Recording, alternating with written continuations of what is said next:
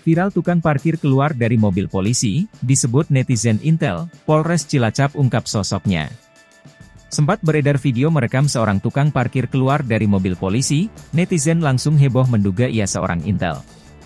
Video yang lantas menjadi viral itu diunggah akun Instagram F3LEN pada Minggu, 28 Januari 2024. Video itu merekam seorang tukang parkir mengenakan rompi tukang parkir warna oranye tengah memarkir mobil patwal. Narasi yang tertulis di unggahan video lantas menyebutkan jika tukang parkir tersebut sebenarnya seorang polisi yang sedang menyamar. Dia menjadi kang parkir, sekali bergerak hap kamu ditangkap, tulis keterangan unggahan video.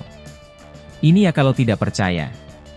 Itu yang di dalam mobil polisi itu, bapak-bapak yang suka parkir di depan Indomaret Selatan Wirobrajan, reserse jelas.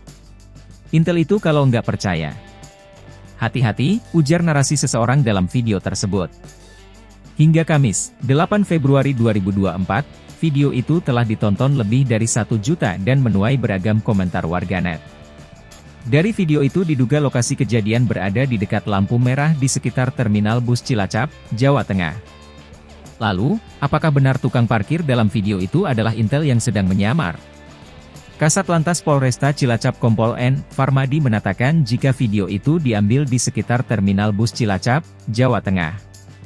Meski video itu diunggah pada Minggu, 28 Januari 2024, akan tetapi Farmadi menyebut video itu sudah diambil dalam waktu yang cukup lama. Video tersebut sudah diambil sejak kurang lebih 1 tahun yang lalu, ungkap Farmadi, Rabu, 7 Februari 2024, dikutip dari Kompas.com. Soal tukang parkir dalam video yang disebut intel sedang menyamar, Farmadi membantah hal tersebut. Farmadi memastikan, seseorang yang memakai rompi tukang parkir itu adalah masyarakat yang biasa membantu mengatur parkir di sekitar terminal bus.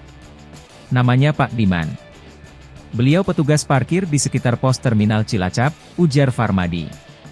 Lebih lanjut, Farmadi menyebut pada saat itu petugas patwal memang diminta Diman untuk membantu memindahkan mobil patwal. Tak hanya itu, petugas yang berjaga di sekitar terminal Cilacap itu memang sering melakukan hal tersebut.